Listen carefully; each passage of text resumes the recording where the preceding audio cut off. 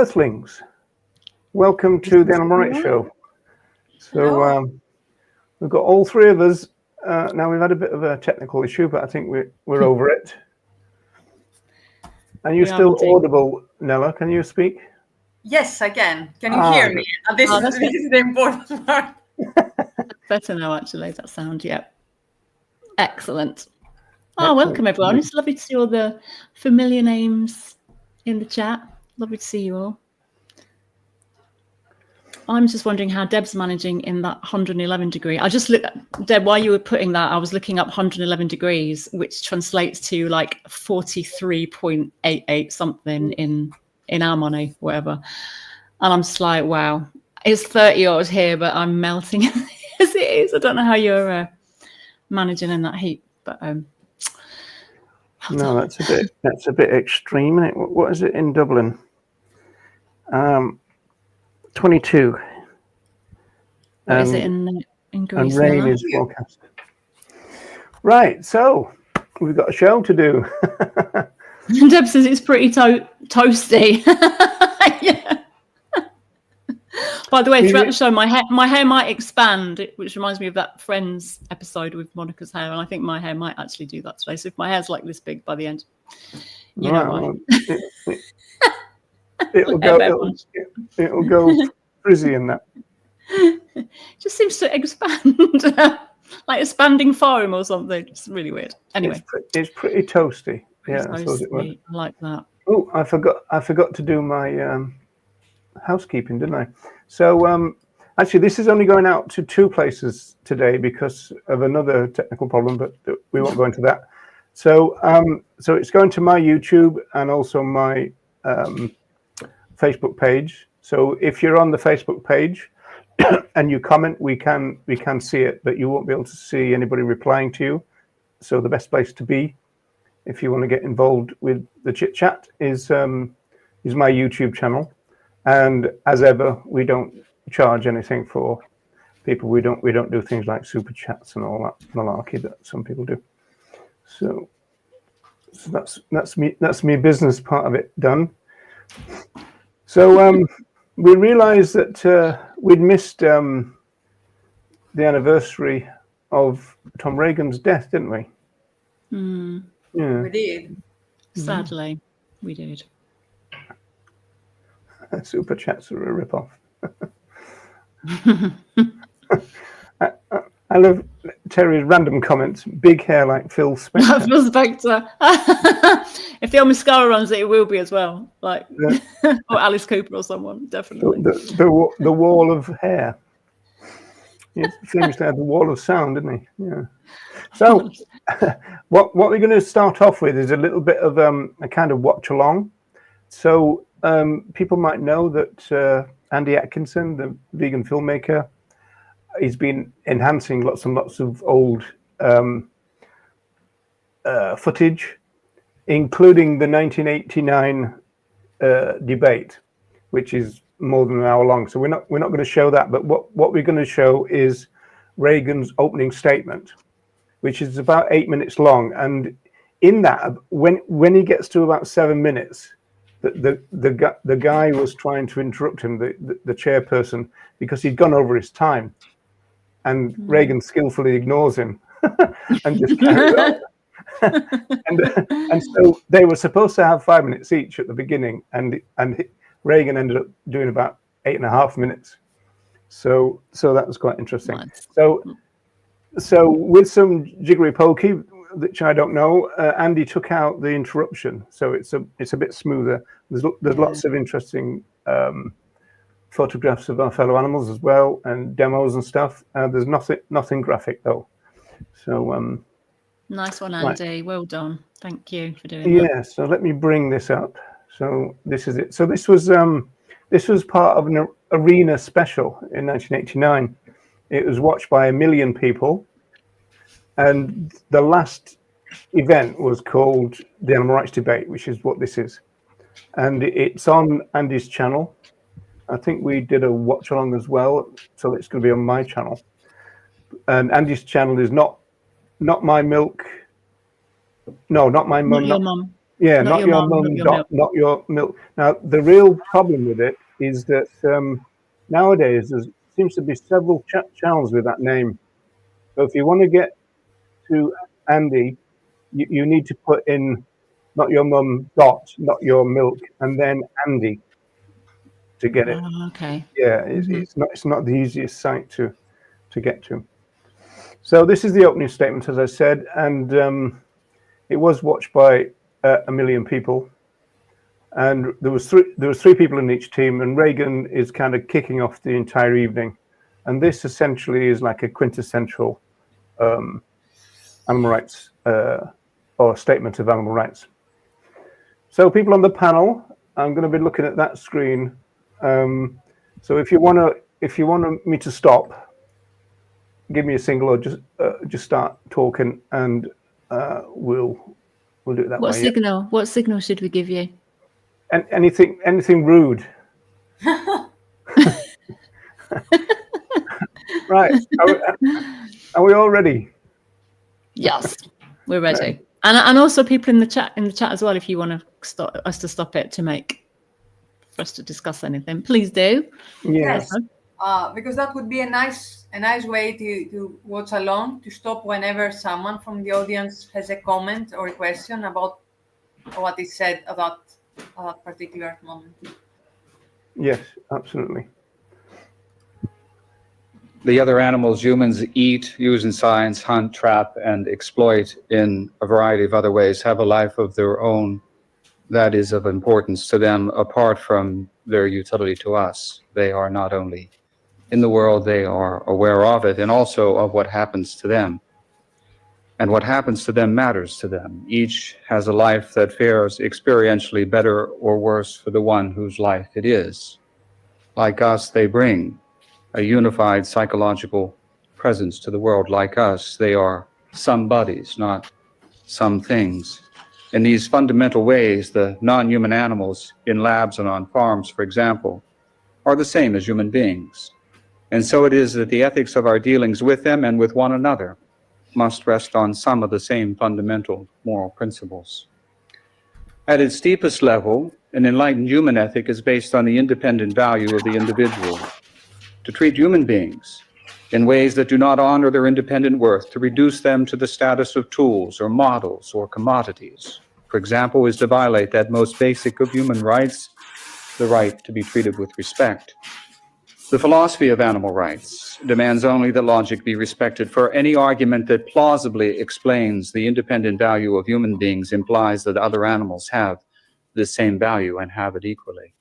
And any argument that plausibly explains the right of humans to be treated with respect also implies that these other animals have this same right and have it equally also.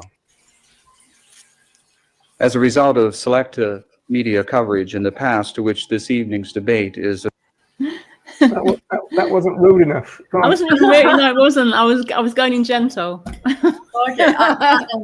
I was thinking to interrupt just to say that the first 10 seconds are my favorite quote from Reagan. I think in those 10 first seconds he says everything.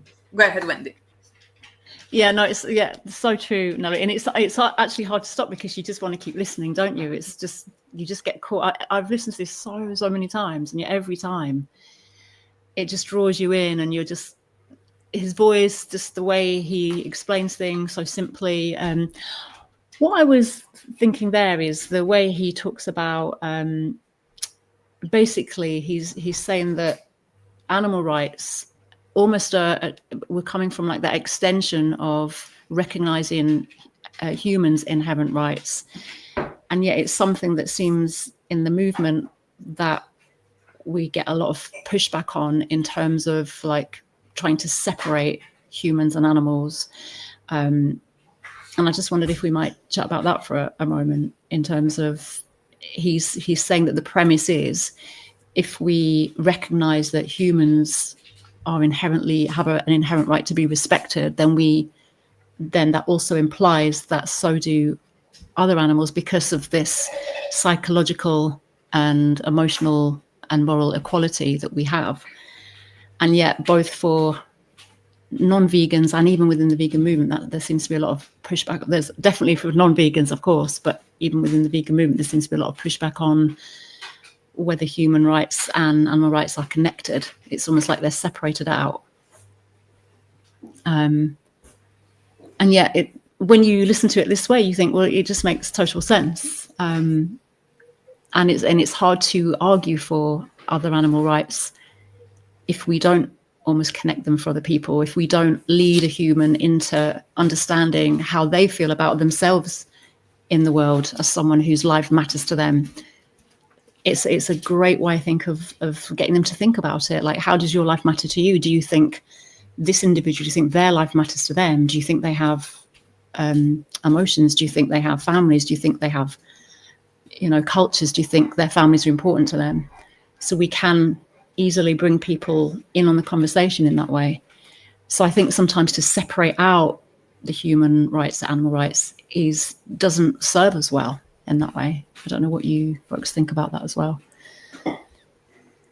Yeah, because he says that our dealings with our fellow animals must rest on some of the same moral principles, right? And so that actually is quite an interesting statement, because what the opponents of animal rights and veganism often say is that we're equating, humans and non-humans. And actually, in fact, I put a video out recently saying that animal rights is actually a modest idea.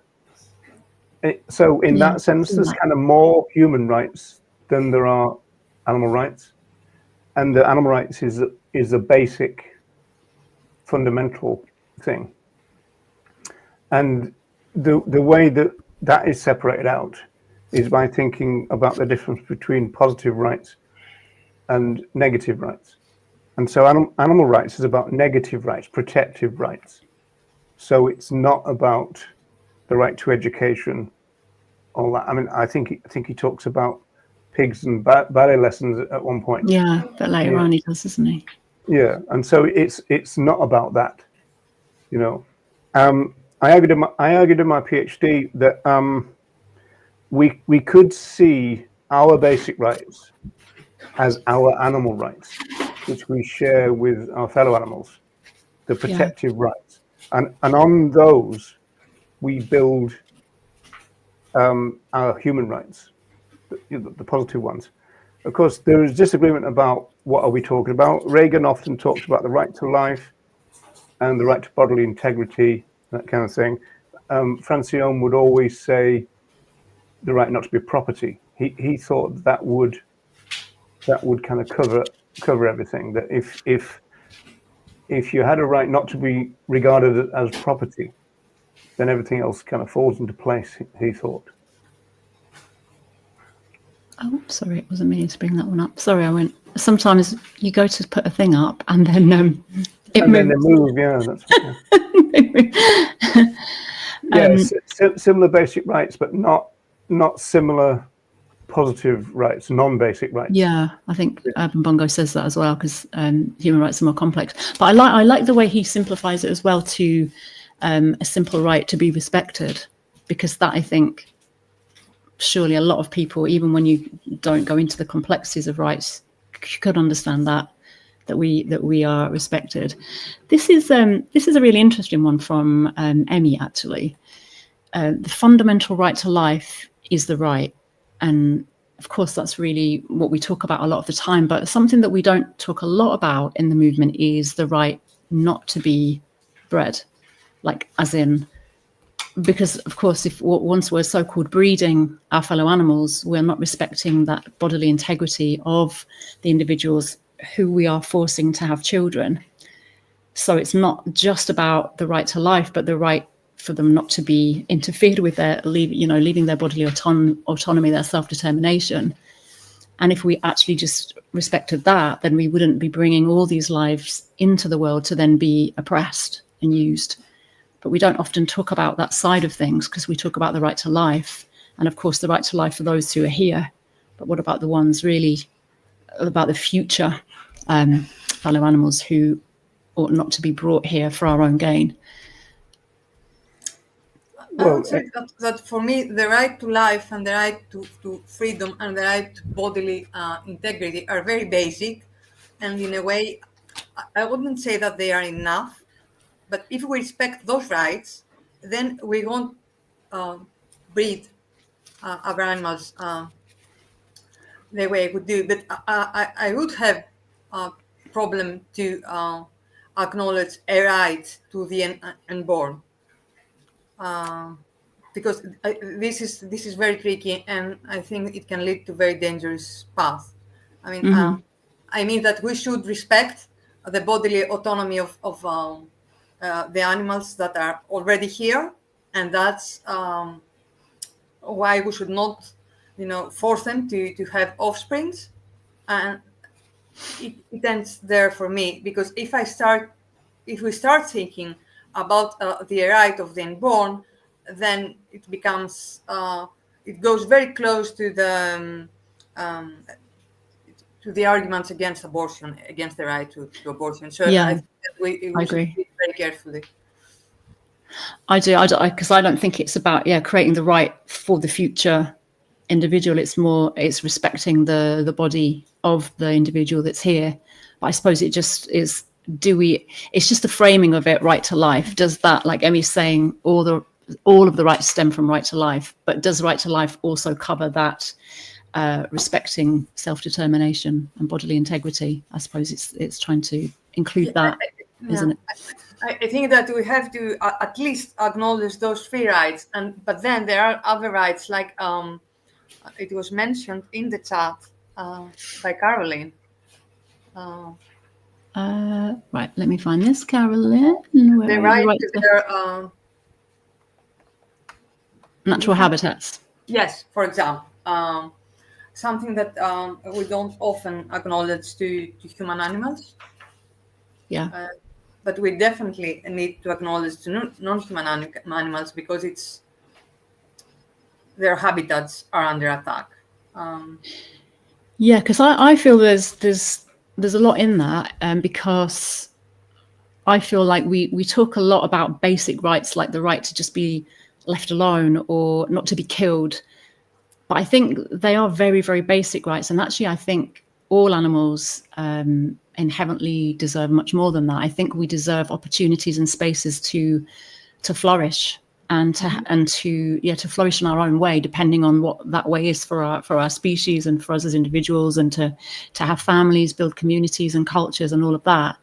And so I think for me, the basic rights are almost the minimum, and really we should all be looking to create these opportunities to order our own lives, to have that self-determination, and to be able to flourish in the ways that are important to us. Yeah, over the years, when you talk about we wouldn't breed them into existence to exploit them, that argument that we use, a lot of people have taken that to say, oh, so in an animal rights world or in a vegan world, there would be less of our fellow animals than there are now.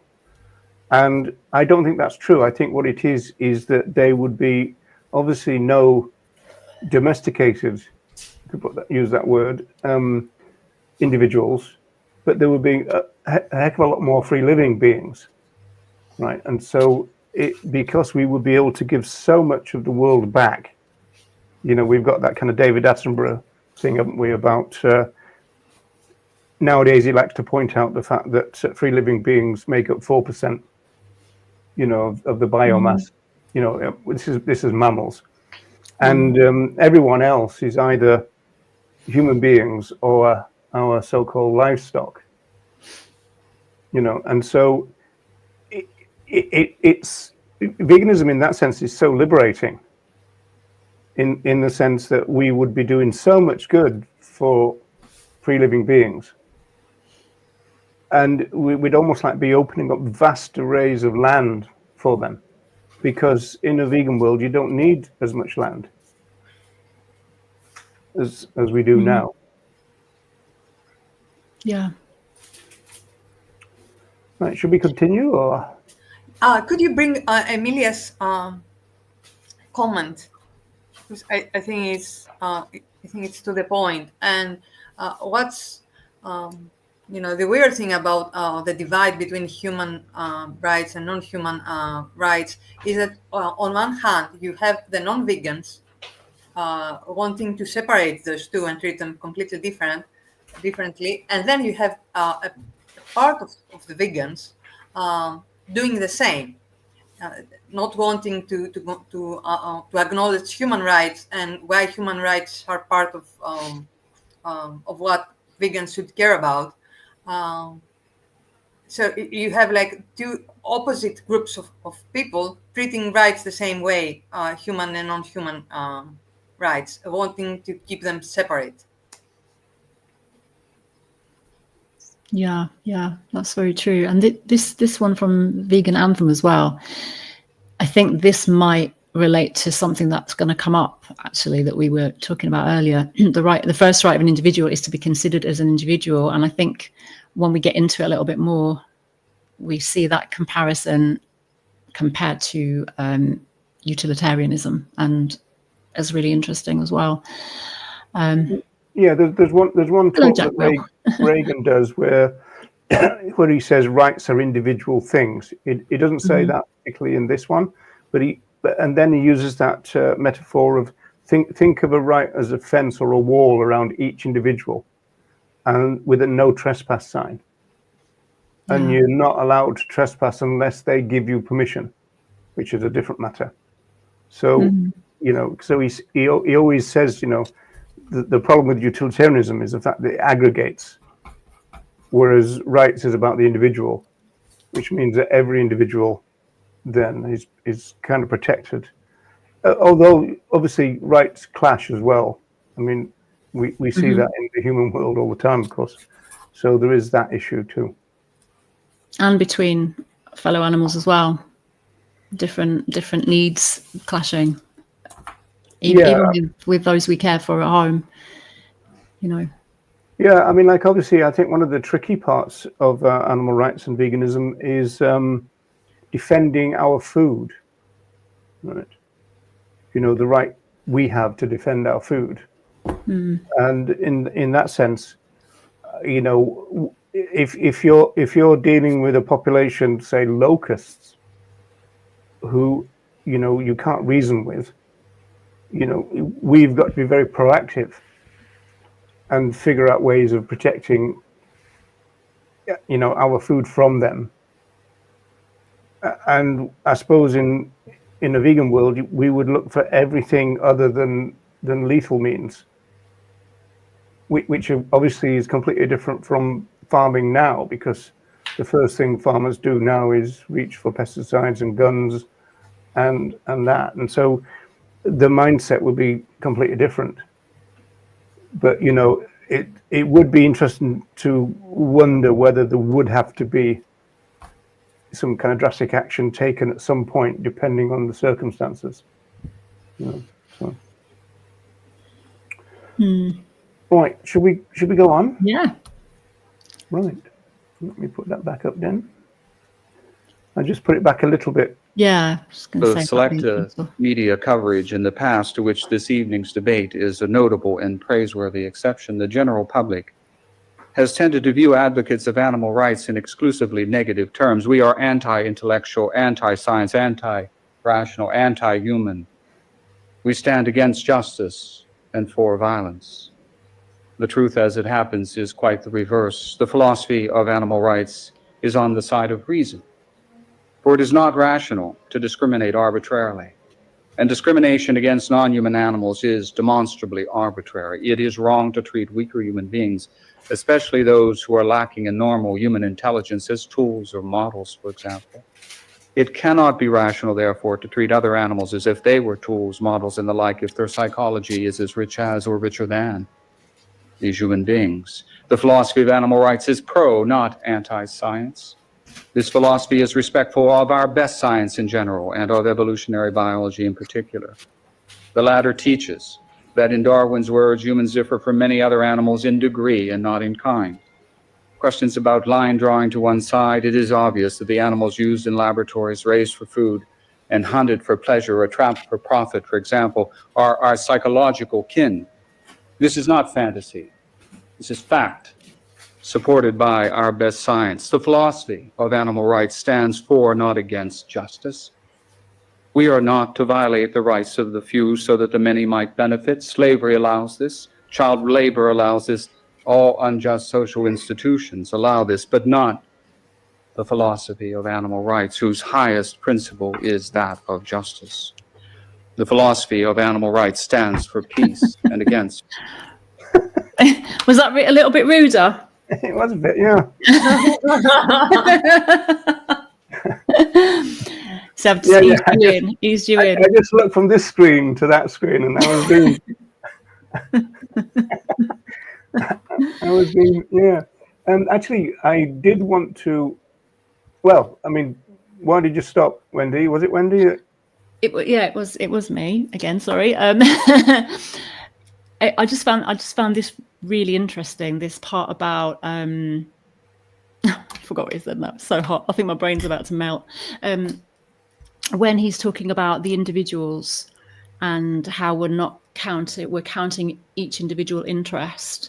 Going back to what I think it might be Vegan Anthem was saying earlier. I think it was Vegan Anthem about the individual being the individual, and how it's not counting what the greater consequences are, which goes back to utilitarianism. So I think this is really interesting because, and we talk about this a lot in terms of although we have the ideals of rights and individual rights and inherent interests, often we end up practicing utilitarianism in reality, because that's what ends up happening. And I just find this really, really interesting. It's interesting to have these ideals, and I think we ought to keep these ideals, even when in reality we can't always get close to it. We have to kind of make different decisions, but I still feel that we ought to keep those ideals, that individual rights are, and that deontological rights are where we're heading, or where we're the basis for what we do and what we try to achieve and where we go with it, as opposed to, well, we can't achieve ideal rights all the time, so therefore we're just going to be utilitarian about everything. And I think, and I don't know if it's in this speech, I think he does mention that utilitarianism is a corrupt moral philosophy, basically, and I tend to agree. Yes, he does that. We're going to stop there. There's a couple of things to think. Debbie's having a conversation with the Vegan Anthem, and there's a story here that separates Reagan off from, say, Francione or even Ryder. That's Richard Ryder. And Richard Ryder is the guy who coined the word speciesism. Yeah. And he's not that popular with some people in the movement, Wendy, but What speciesism? So, what the story about the case for animal right was that it was written in 1983, and so Reagan wrote it in a very conservative way on purpose, and also he was an award-winning philosopher in his own right, and I think what he was trying to do was write something that's not going to make people just stop at the first difficult concept and throw the book aside, because I mean it's 400 pages long, so he wanted people to kind of give it a go. So I think then that he came up with this idea, subject of a life, which is more complicated than just talking about sentiency.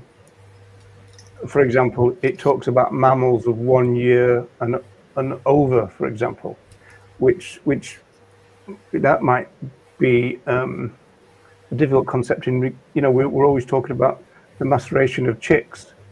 Well, in that sense, the subject for life doesn't really cover that, because they're kind of not old enough. But I do think over the years that changed for him. But he just wanted to move it on as the argument. And I've always argued, as a general point, that if Reagan was 20 years younger, we might have a different movement. Especially if he was younger when the internet arrived, because he was almost like done by that time. We interviewed him in the very early days when we all got on the internet for Animal Rights Zone, and really he was just recycling by then. Cutting and pasting from his older works. He wasn't contributing, and one thing he wasn't doing was responding to critique. Then he did it more in the early days. So I do think that he might have abandoned Subject of a Life if he'd have been a bit younger, whereas he never did. In reality, he kept it. So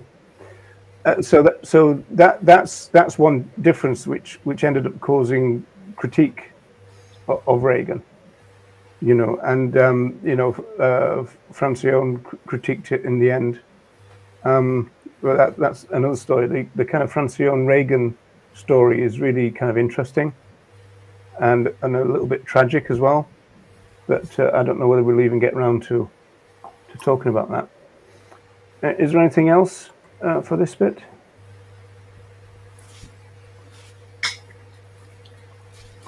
Amy says, sentience is one basis for the inclusion of animals into human moral community. I argue this in my book too, Think Like a Vegan, which we had on our show a good few weeks ago. Emmy came on to talk about her book, so definitely check that out if you haven't already. And basically, what is the fundamental sameness between us and them? Insert whoever you want.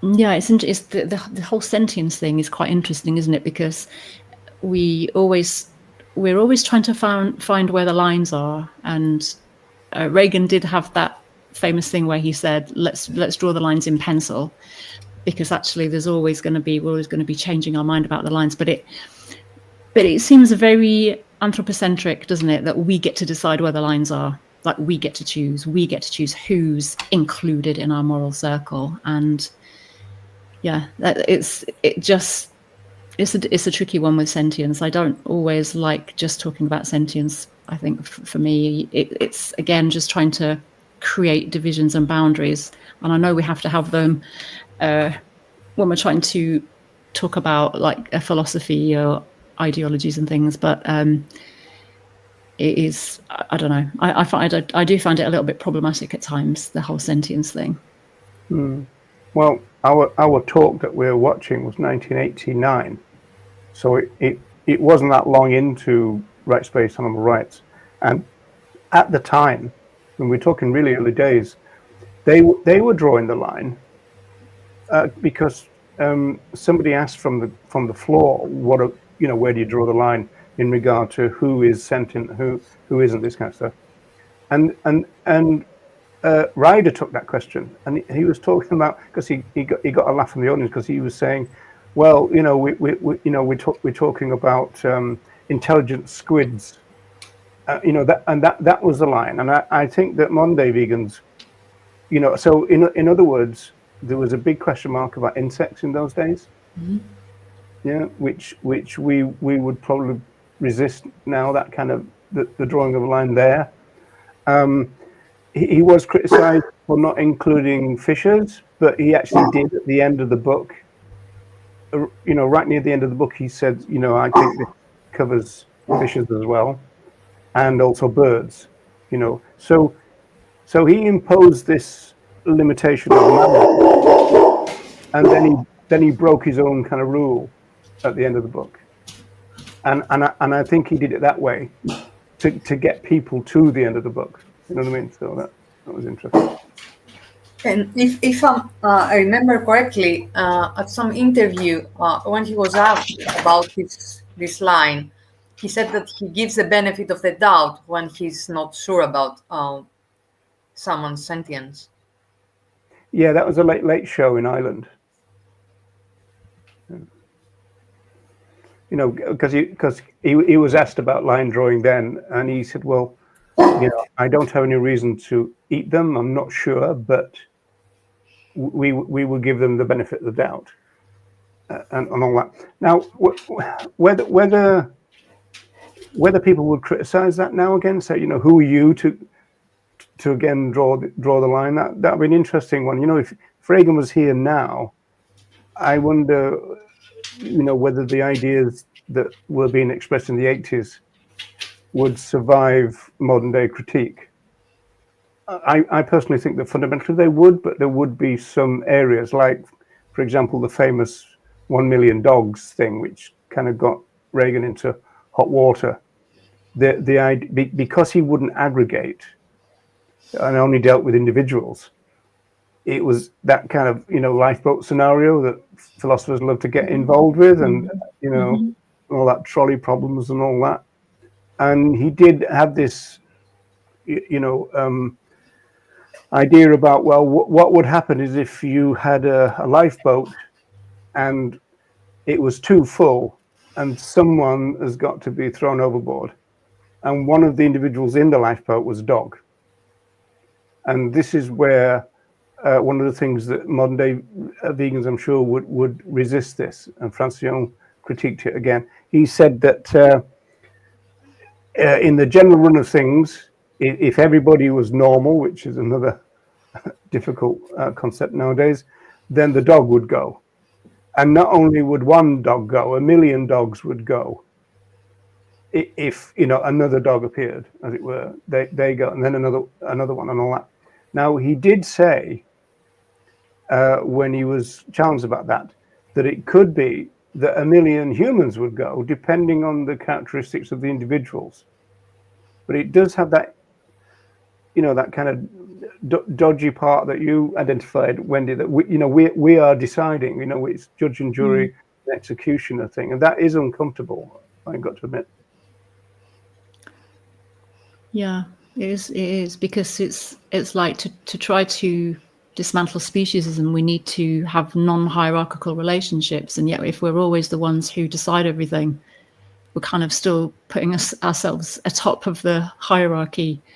And I think one thing that I've just been finalizing a speech that I'm giving next week for a memorial service, and one thing I talk about in that is that as humans we definitely get to practice more humility with fellow animals, and actually sort of question ourselves a lot more and look to them and listen to them and look to them and observe them and find out what they're saying, what do they want, how can we take their lead, and also just to, Jones thing, and just to acknowledge that we don't always get it right and we don't always know what's best, because it's the human way to think that, okay, we know what's best, we come along, we're the saviors, we have all the answers, we get to do this, we do that, and we have all the strategies, when actually if we just step back and go, actually we're not saviors, we're allies, like let's practice humility here, and what can we learn from fellow animals rather than trying to dictate everything we think and believe. So I think it's just important to bear that in mind, and I know it's not easy. How does it fit with the concepts of moral agent and moral patient? Yeah, that was always quite uncomfortable for me. The moral patient, and I can understand where that was coming from in terms of the whole rights and duties, right? So if someone has a right, do they also have a duty? So is it reciprocal? And it was that whole thing, wasn't it, of, right, how do we decide who has duties so we can have moral patience? Maybe they still deserve respect and the rights, but they don't necessarily have duties. In the speech, that's coming up a little later. Oh, okay, yeah. So it's that reciprocal thing, isn't it? And so trying to decide, well, okay, so we're respecting other animals and fellow animals, but they're not doing it back in the same way. And can we expect making the basic point, but there's many humans who are not able to, and many new humans who can't. Moral obligations, but we don't then deny them rights because of that. Yeah. So, I know that when he appeared on the Moral Mace, the left-wing people didn't like that. What was it? Claire Fox, I think. She thought the entire idea of animal rights was a denigration of human rights. On the basis that we are special, and she didn't want to give up on that. And Reagan kind of went along with that a little bit. We are special in the sense that there are things that we expect from moral agents which we don't expect from moral patients. And he described that as a burden. Even I think at one point he called it, that's our glory but also our burden that we have to live with, because we can't kind of, we haven't got a kind of moral get out of jail card, right? And so it was we can't opt out of thinking morally because we're able to. Those who can't automatically are opted out, right? But So, we are not in a position to know what other animals expect from one another or from us, and what kind of moral codes they have and they follow that we are not aware of. I mean, my feeling is that we are not that special. And human morality is one thing, but it seems that there are other kinds of morality that we don't have a clue about, or that we know very little about. yeah, it's just a question I of, mean, that supporting that the idea that we are in any way special is supporting the hierarchies that create the problem in the first place. yeah, I agree. It's an uncomfortable part of the idea, isn't it? But I think in some ways we all kind of buy into it. And also, of course, we've got to look at the world from a human point of view, because that's who we are. So so there's an element of interpretation going on, and again, we've got giving the benefit of the doubt and stuff. And so, that's what you might say in human terms, there's more certainty about where we are than when we're dealing with our fellow animals. But I certainly think you're right that I think cognitive ethology is showing that you're right, but ironically, that's a form of animal experimentation.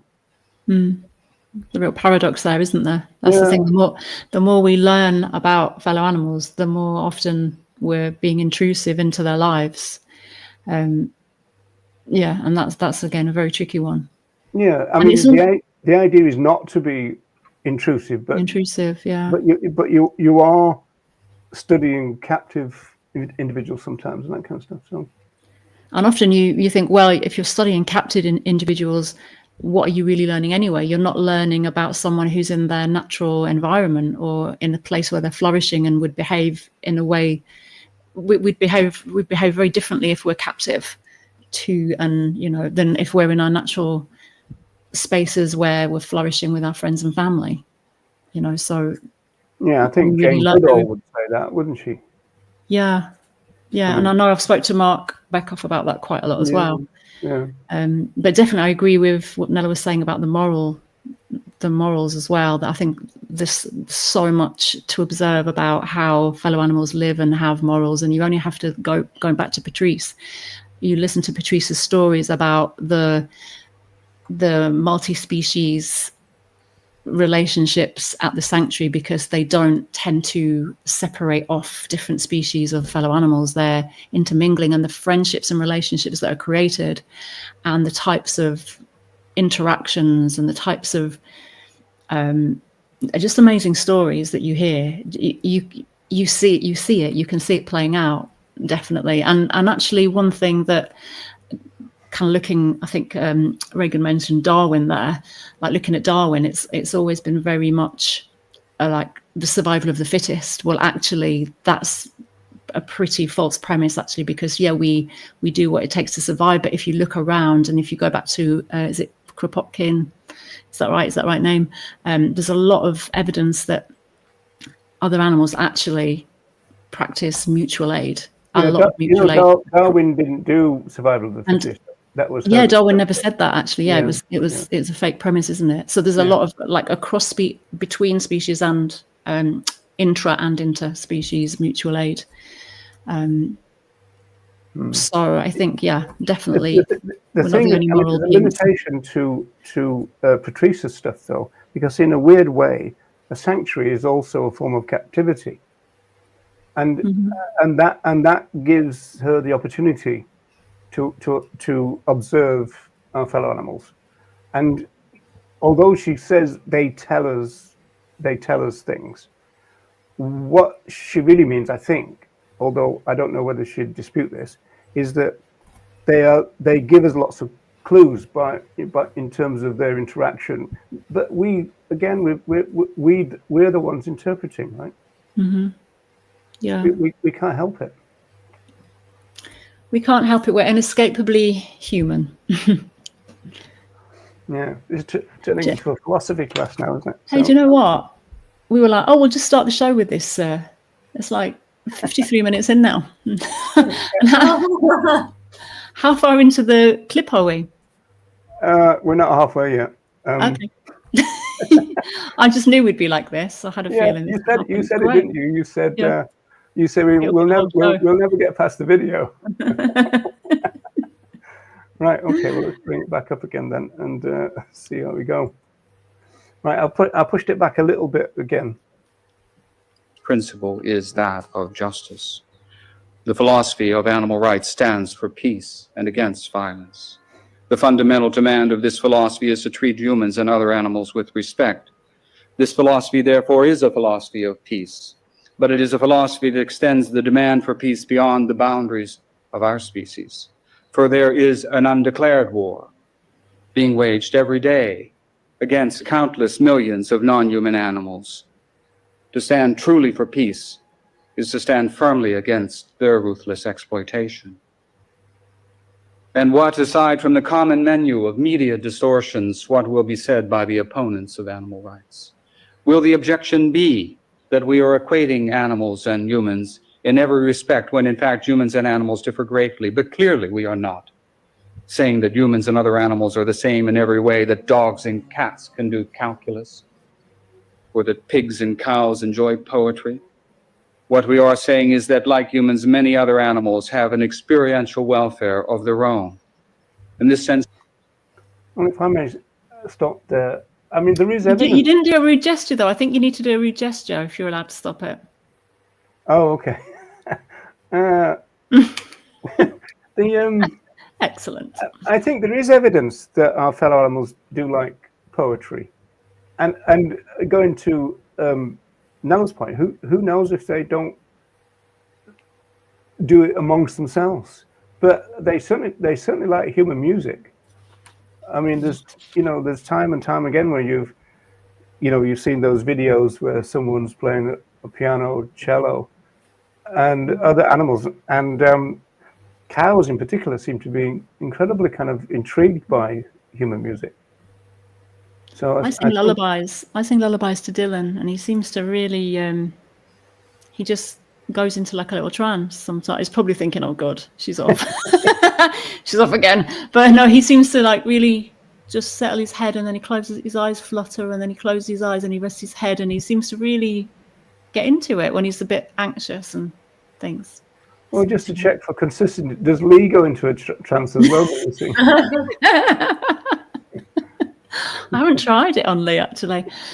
Well, there you go. I shall do a scientific experiment. Yes, cognitive ethology. We and they are the same. In this sense, therefore, despite our many differences, we and they are equal. Will the objection be that we are saying that every human and every animal has the same rights, that chickens should have the right to vote, and pigs the right to ballet lessons? But of course, we are not saying this. All we are saying is that these animals and humans share one basic moral right, the right to be treated with respect. Will the objection be that because animals do not respect our rights, we therefore have no obligation to respect their rights either? But there are many human beings who have rights and are unable to respect the rights of others, young children and the mentally enfeebled and deranged of all ages. In their case, we do not say that it is perfectly all right to treat them as tools or models or commodities because they do not honor our rights.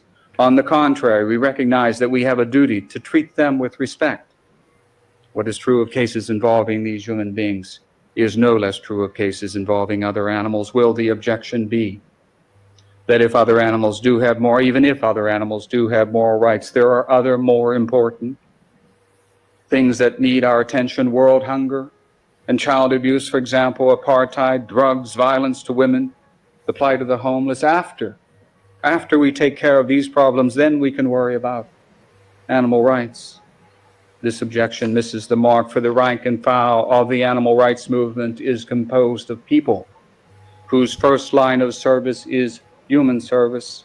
Doctors, nurses, and other healthcare professionals, people involved in a broad range of social services, from rape counseling to aiding victims of child abuse or famine or discrimination, teachers at every level of education, ministers, priests, rabbis. As the lives of these people demonstrate, the choice that people face is not between either helping humans or helping other animals. One can do both. We should do both. Will the objection be, finally, that no one has rights, not any human being and not any other animal either, but rather that right and wrong are a matter of acting to produce the best consequences, being certain to count everyone's interests and to count equal interests equally? This moral philosophy, utilitarianism, has a long and venerable history. Influential men and women, past and present, are among its adherents, and yet it is a bankrupt moral philosophy, if ever there was one. Are we seriously to inquire into the interest of the rapist before declaring rape wrong? Should we ask the child molester whether his interest would be frustrated before condemning the molestation of our children? Remarkably, a consistent utilitarianism demands that we ask these questions, and in so demanding relinquishes any claim on our rational assent. Right, we're getting near the end now, folks. But I wanted to stop it there, because I think a lot of people miss the implication of what Reagan is saying here. He's basically saying that the philosophy that the animal rights movement has been based on is morally bankrupt. And I think he was dumbfounded in a way that point wasn't taken on board, that the philosophy that the national groups in particular chose, which was Peter Singer's animal liberation, over Tom Reagan. You know, we got that thing about the fact that all in the 80s and 90s, all the national groups sold philosophy books, and it was usually Peter Singer and Peter, for example, People for the Ethical, you know that one. They only did sell Animal Liberation. The problem is they called it an animal rights book, even though Peter Singer was upset that they did. But again, that's a kind of another story. But I think that Reagan was baffled why the movement has ignored what to him is a fundamental point, because he thinks that utilitarianism, as you were saying, is morally bankrupt, and yet it's our philosophy, our movement's philosophy. And I don't think that's answered by what you said, was, because even Francione says this, is that real life forces you to make utilitarian decisions. But that doesn't mean that our principal view of life is utilitarian.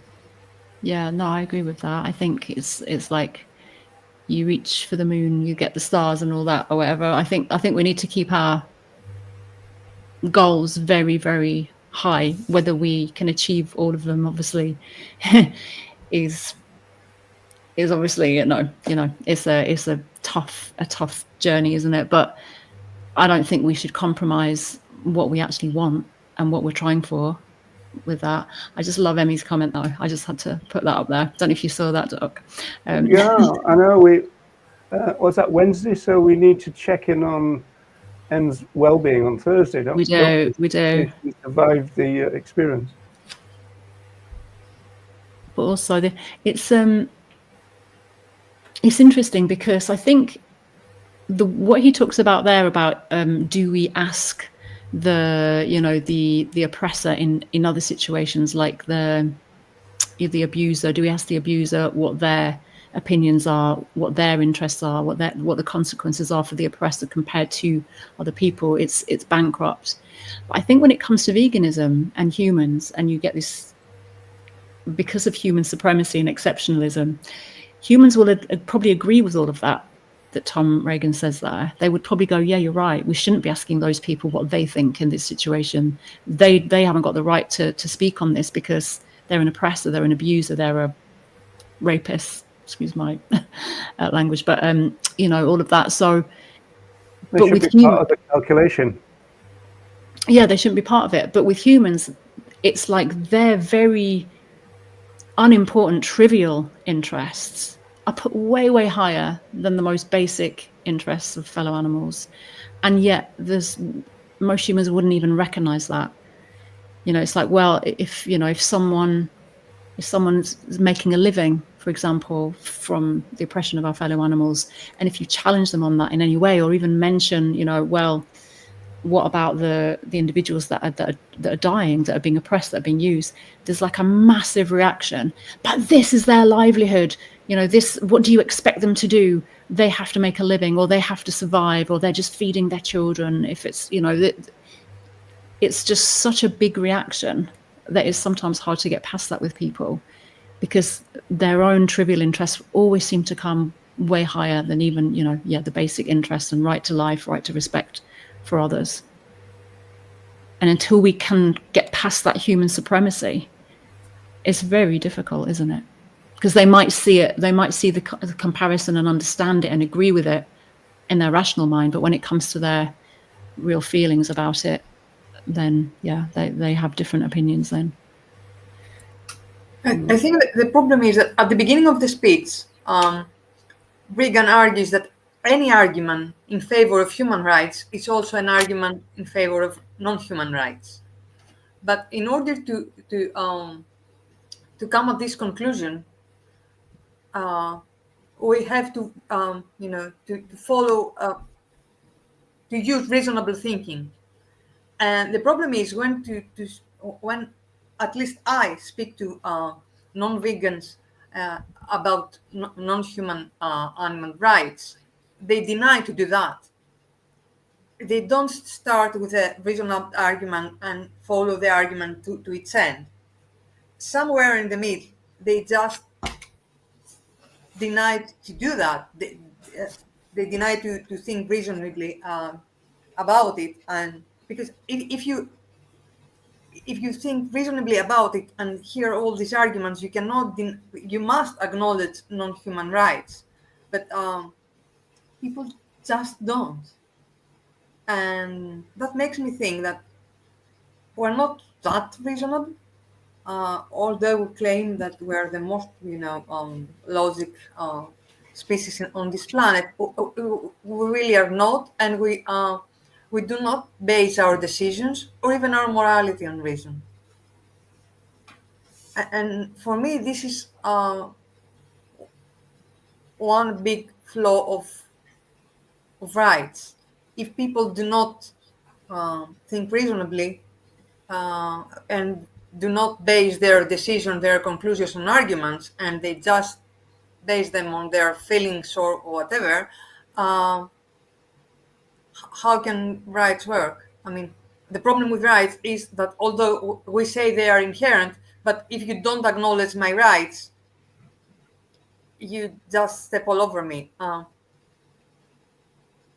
That applies for human rights as well, doesn't it? In practical, terms, if they are not acknowledged, they don't exist. Yeah, my strategy there is I say, well, there's a famous animal rights philosopher called Tom Regan, and he says that animal rights and human rights are cut from the same moral cloth, but that doesn't mean they're the same. And then I go into the fact that animal rights is a modest idea, but there's some fundamentals which they share, which is what Regan. And I think that when you go through that story, people almost accept it because you're you're kind of, it's difficult to say this, kind of bringing animal rights down a peg or two by saying it's not as expansive as the idea of human rights. And I think once you start talking about that, people are more open to it.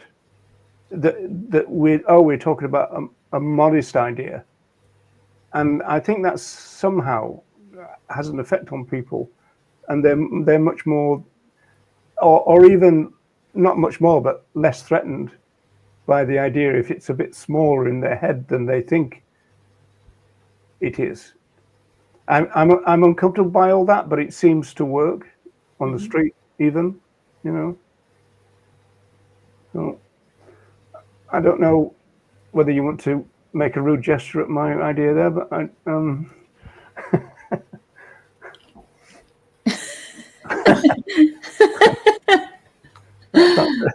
shall we continue? We are coming to the end now, folks. I can't get over how spot on you were about this, Wendy. About we'll never get past the video. Interest would be frustrated before condemning the molestation of our children. Remarkably, a consistent utilitarianism demands that we ask these questions, and in so demanding, relinquishes any claim on our rational assent. With regard to the philosophy of animal rights, then, is it rational, impartial, scientifically informed? Does it stand for peace and against injustice? To all these questions, the answer is an unqualified yes. And as for the objections that are raised against this philosophy, are those who accept it able to offer rational, informed answers? Again, the answer is yes. In the battle of ideas, the philosophy of animal rights wins, its critics lose.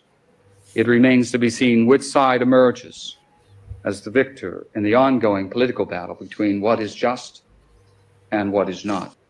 Thank you. Right, so Andy is stuck about another minute on from something else, and I was thinking, well, we can cut that out. But then when I played it through again, there was something that was really interesting in terms of contemporary time. So I'll let it play just for that little bit. How do you get up in the morning in the face of the news that you're reading that things are getting worse? And here I think is where history is where we turn for encouragement and instruction. We look at how Native American people were once viewed and treated by the conquistadors when they were viewed as not human beings, and when their blood was used to fertilize fields. It's unthinkable today. When we look at slavery in America, when you could buy and sell and beat with impunity people of African descent. Unthinkable today. When women couldn't divorce or own property or get an education or vote. Unthinkable today. That bit worries me now, because it is thinkable today. It's not unthinkable, is it? No, it's not. It's happening right now. Yeah, that's right. And the kind of fundamental Christian strand of Trump, they are thinking all of this. There is apparently a move by some of them to withdraw the right to vote on the grounds for women, on the grounds that they're not rational enough to make decisions for themselves and stuff. It's real. I mean, it's a Handmaid's Tale type scenario. Yeah. So, Nothing is unthinkable today. I mean, there is a genocide going on, and that means that a whole nation has lost their right to life. Mm-hmm. It's their right to right to life is denied. So nothing is unthinkable anymore. Nothing is. Yeah. No, it's frightening, isn't it? It's kind of. I mean, when you think that, Reagan's almost saying, these are our advances thus far, but it's not. There's a but, isn't there? Yeah. So let me just finish that. What history teaches us is that a few good people who are determined and who are persistent, who don't give up, can change the world. So what we have to believe as activists is that we're not going to do this tomorrow. The wall of oppression has to be taken apart a brick at a time. When we get a critical mass of people, change will occur. That's how I go to sleep at night. That's how I get up the next morning. Right, rock on, Tommy. So, Question: if you were in a boat with Donald Trump and 1 million dogs, Well, that's an easy one. well, that's how he answered it on the moral on the Late Show, because he said, well, because he was he was kind of given kind of schoolboy questions by this famous kind of Irish journalist, and he said, well, what if one of the people in the boat was Hitler? Would that change?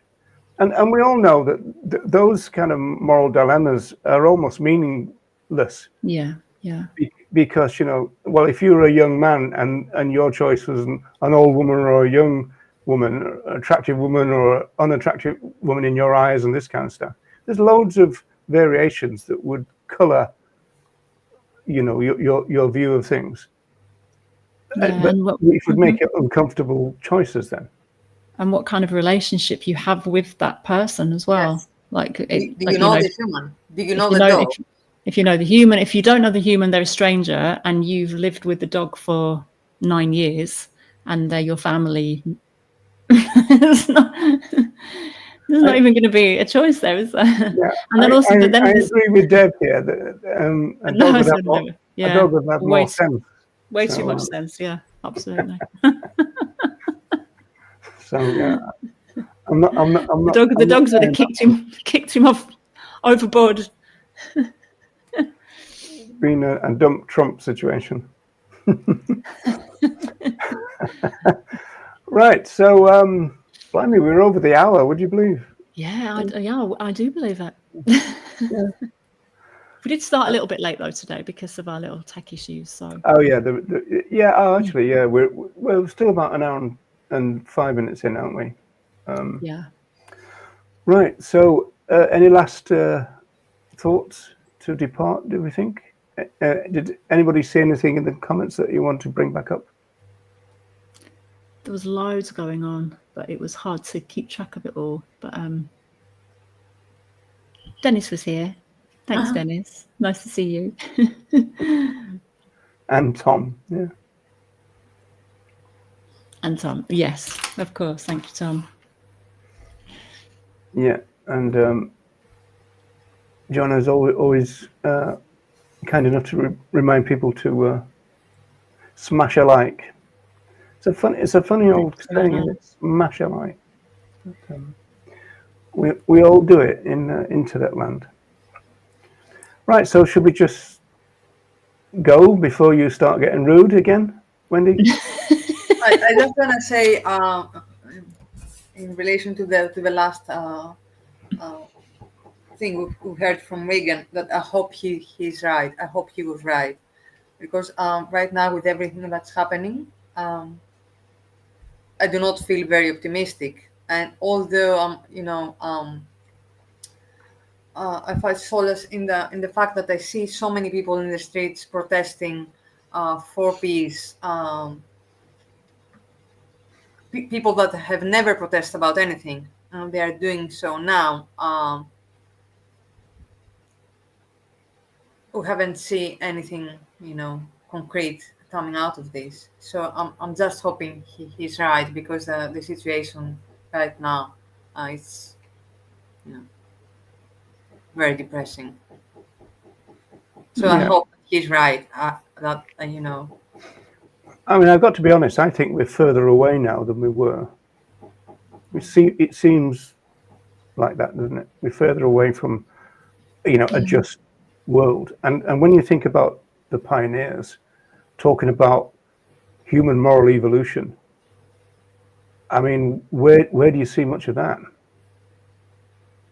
But maybe if we think of it in a different way, like, and not think of it in a linear way, like we're going to go and it's going to be from here and we're going to go up and it's going to keep getting better or worse. If we think of it as spirals, maybe on the way through the spiral, we see other parts that maybe seem worse, but we're just going through a spiral and then we're going to come around that spiral and it's going to change. And this could be like a massive backlash, but then it's like a break trough. down. I think.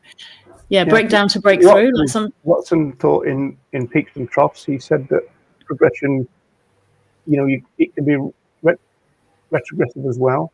And so you've got when he said that in 1944, then the Second World War was still going on.